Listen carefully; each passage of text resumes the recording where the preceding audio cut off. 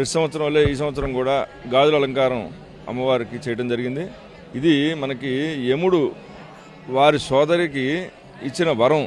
ఈ రోజున ఆ యముడు ఆ సోదరి దగ్గరికి వెళ్ళి అష్టభోజనం ఆవిడ యొక్క వంటని, ఆవిడ చేసిన వంటని భోజించి ఆవిడకి ఇచ్చిన వరం ఇది, దీర్ఘాయుషుగా ఉండమని చెప్పి ఆ యముడు ఆ సోదరికి ఇచ్చిన వరం రోజు ఇవాళ.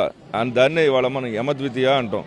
అట్లాంటి ఈ రోజున ప్రతి భక్తుడు కూడా వాళ్ళ వాళ్ళ సోదరుల దగ్గరికి వెళ్ళి వారి యొక్క వంటని భుజించి వారికి ఈ మన సౌమంగళ్య ద్రవ్యాలన్నీ కూడా వారికి సమర్పించి వాళ్ళు కూడా దీర్ఘాయుష్మానంగా ఉండాలని మనందరూ కూడా ఆశీర్వదించాలి. రోజు ఇట్లాంటి రోజు, అట్లాంటి రోజున ఇవాళ అందరూ కూడా భక్తులందరూ కూడా ఉన్నవాళ్ళు లేనివాళ్ళు అందరూ కూడా అమ్మవారి దగ్గరికి వచ్చి ఆ అమ్మవారి యొక్క ఆశీస్సులుగా అమ్మవారికి సౌమంగళ్య ద్రవ్యాలన్నీ కూడా సమర్పించి దాంట్లో పసుపు కుంకుమ అమ్మవారికి చీర గాజులు అన్నీ కూడా సమర్పించి ఆ అమ్మవారి యొక్క ఆశీస్సులు తీసుకుంటూ అదేవిధంగా వాళ్ళ సోదరుల దగ్గరికి వెళ్ళి ఆ సోదరి దగ్గర ఆవిడకి కూడా ఆశీర్వచనం చేసే రోజు కాబట్టి వాళ్ళందరూ కూడా అక్కడికి వెళ్ళి ఇట్లాంటి కార్యక్రమం చేయడం వల్ల దీర్ఘాయుషుగా ఉండి ఆ అమ్మవారి యొక్క అనుగ్రహం అందరికీ కలుగుతుందనే ఉద్దేశంతో ఇది చేయడం జరుగుతుంది.